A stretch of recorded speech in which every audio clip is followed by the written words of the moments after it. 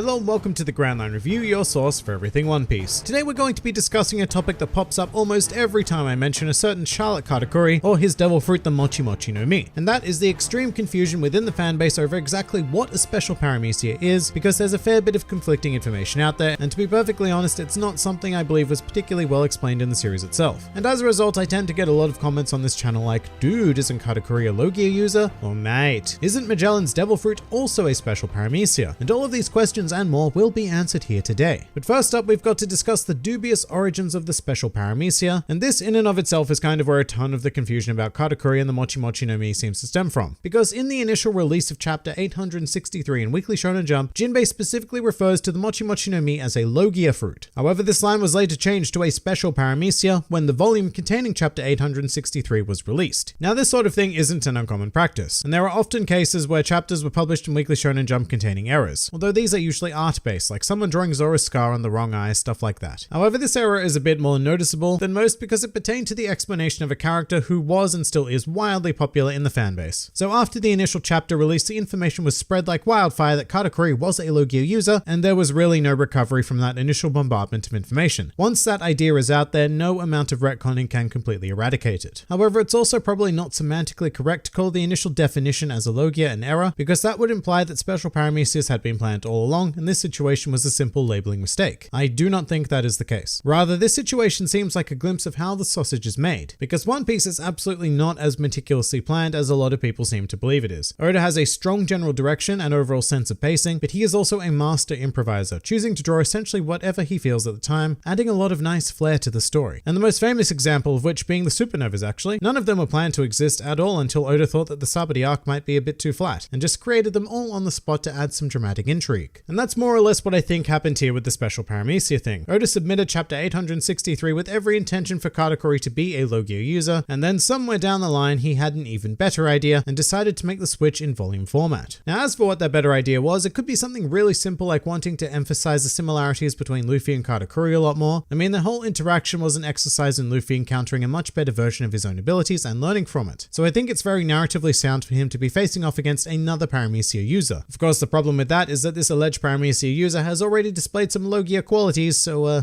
what do we do with that? I guess he's a special Paramecia. And by the way, what I've just explained there does not give Oda enough credit to how he explained the Logia similarities, because that would go on to be dealt with very, very well. But before that, whether they were planned or not, let's get into exactly what now defines a special Paramecia fruit. And in the absence of an official definition from Oda, the conclusion we can draw is that a special Paramecia is a fruit that grants the user more than one of the established qualities of a regular Paramecia. And what I mean by that is that after the consumption of a Paramecia type fruit, a user will only generally gain one specific effect. For example, there are Paramecia fruits that strictly modify the user's body, a great example of which is Luffy. He ate the Gomu Gomu no Mi, and the simple outcome is that he is now made of rubber. Another common effect is that the user of a Paramecia fruit will become able to produce something. So think Doflamingo's ability to conjure strings or Bartolomeo's power to produce barriers. There are some further subclassifications as well, such as users who become able to change the properties of their body at will, like Miss Valentine or Mark Weiss, both of whom are able to freely manipulate their weight. And there are other types as well, but it's not important for this discussion. What is important is to recognize that Charlotte Katakuri, the user of the Mochi Mochi no Mi, is the only Paramecia user who has two of these effects granted upon him, being that he can produce Mochi at will, but he can also freely turn his body into Mochi and manipulate it. This is what makes him a special Paramecia user, because he essentially gained double the powers of any regular Paramecia user. And you may be thinking that there are other cases in the series of individuals who display these two qualities, a frequent example of which that comes up is Galdino, better known as Mr. 3. There is an unfortunately widespread belief that he was able to turn his body into wax as well as generate it, but this is not the case. Galdino was only ever capable of generating wax, but to manipulate it he needed a connection with it, activating the flame on his head and generally coating his hands in wax to mold his creations. So I'm afraid the Doro Doro no Mi is a regular old Paramecia. The other example that comes up a lot is Magellan and his Doku Doku no Mi, because due to the fact that the ex-warden of Impel Down chooses to coat himself in poison, there is a mistaken belief that this means he can become poison, and in fact, despite the multiple times he has been stated to be a Paramecia user, a lot of fans even confuse this fruit for a Logia type. But the simple truth is that he is neither a Logia nor a special Paramecia, because Magellan can only generate poison, in the same way that Galdino can only produce wax, similar to the idea that Katakuri can conjure Mochi. However, he can actually become Mochi as well. And actually, speaking of mistaken Logias, I just want to go over Oda's explanation for the Logia illusion that Katakuri can create. Essentially, Katakuri's ability to become intangible, or seemingly intangible, is a byproduct of his extremely advanced observation haki. Katakuri is able to see briefly into the future, analyze where bullets, punches, punches or whatever are going to strike him, and then mold just enough of his body away to perfectly avoid it. And I find this to be a pretty satisfactory explanation and a fantastic get out of jail free card for Oda, because just to take a step back into the real world, Katakuri was definitely intended to be a low gear user at first, and that's why he displays their qualities at the tea party. This sort of change would not have worked with any other character. It really needed Katakuri's future side to sell it, and in my opinion, it's really gone on to enhance his character. Like, it's one thing to just be intangible to physical attacks, but it's completely another to make yourself appear intangible through minute, perfect bodily movements. But yeah, that is essentially a special paramecia. It's a confusing topic because it was never planned to be a thing. To the best I can tell, Oda published Katakuri as a low gear user, then came up with a better idea, and added another layer to this already expansive world of devil fruits. But regardless of how it came about, special paramecias do now exist in the series, and I'm very much hoping that we see a few more of them before the inevitable end so that Oda can make some more use of this wonderful narrative discovery. But that pretty much does it for special paramecias. If you enjoyed this video and the content this channel produces in general, then please do consider donating to the Grand Line Review Patreon, because the support of all of you amazing people is what continues to make this channel possible. Also, do check out my Teespring store if you're interested in shirts, hoodies, and other miscellaneous items, with the proceeds going directly to support the channel as well. And if you'd like to join the fun at any time, then please do head over to my Discord server, where a wide array of shenaniganry takes place on a daily basis. And finally, please do comment with your thoughts on special paramecias. This has been the Grand Line Review, and I'll see you next time.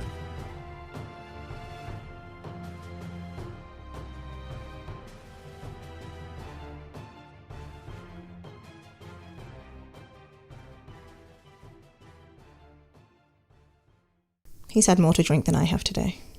Not by much, but by enough. And his eyeball's falling out. Maybe because he's sniffing a skunk. Maybe.